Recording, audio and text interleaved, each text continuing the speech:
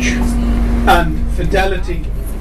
The bridge that we'll be passing over is also named after Daniel O'Connell, and underneath it flows the River Liffey. It stems in Compure in County Wicklow. It's over 80 miles long, and it flows to the left down to Dublin Bay. And the River Liffey also separates the north side of Dublin City from the south side.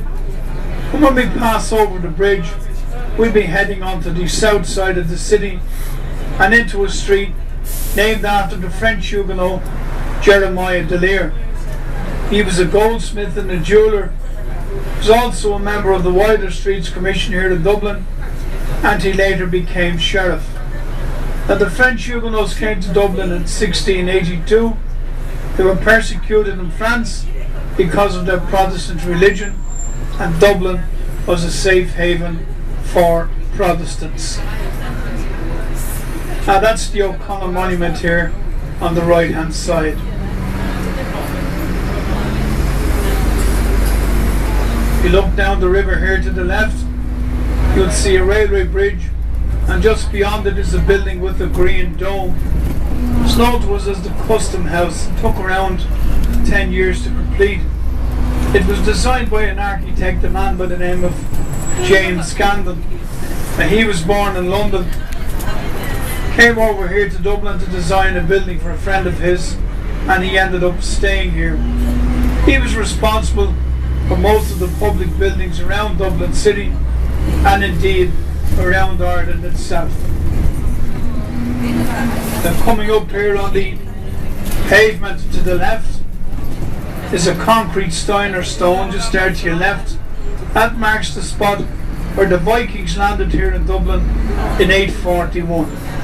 And the next stop will be stop number 2 from Grafton Street and Trinity College. And Trinity College was built in 1592 on a charter from Queen Elizabeth I. And she wanted to promote the Protestant ethos. Stand back there, please. Stand back. So at that time, Catholics were banned from attending here. Now, when Catholic emancipation was introduced, the ban was lifted. But this time, the Catholic bishops, they reintroduced the ban, and it wasn't until 1970, when the ban was finally lifted, that Catholics were allowed to attend here. There are around 19,000 students attending Trinity College at the present time, of which 90% are Catholic. Now, inside of Trinity, in the library, you will find the magnificent Book of Kells, written on the island of Iona in Scotland by the monks. Trinity College was also the scene of the making of many a film down through the years, and one most notable film which starred Michael Caine. That film was called Educating Rita. This is the main entrance to Trinity here on the left.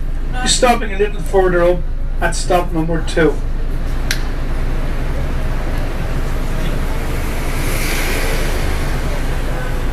Just about.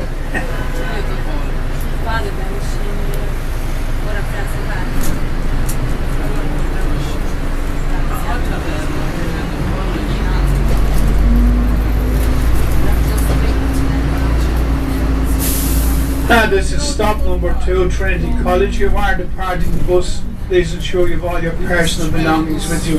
Head of the bus up there is Grafton Street, and on Grafton Street you will find